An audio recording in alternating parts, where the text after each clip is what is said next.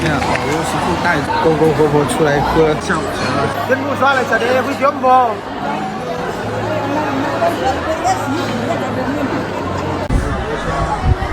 还没有跟爸爸一起吃一个下午茶，所以他们今天带着他们一起吃这个菜。有饭了吗？现在师傅带着我妈妈去点餐。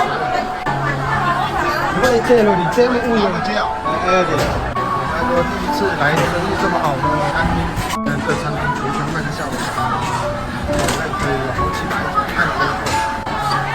现在我老婆在点餐，教我妈妈点餐，问一下我妈妈想吃什么自己。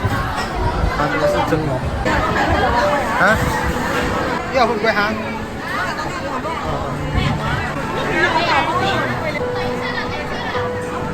开心都要合不拢嘴了。等待着小孙女，我久没看到她笑得这么开心了。啥时候都少不了寿司，还有很多各式各样的面包。这家可以说是整个文昌生意最好的一家店。这就是老公给公公婆婆点的下午茶。ต้องไม่กินแม่ดิมันเผ็ด他对不辣，因为我妈妈吃不了辣，我老婆还特意给她点了不辣的。不恼，加了我就加了一下，我加了驴膀了。吃的多开心良好，外国媳妇也很懂事的。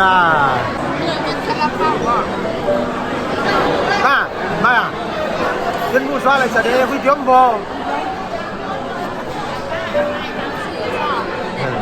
好啫，靚佬，那ทำไมดูเข้าเอง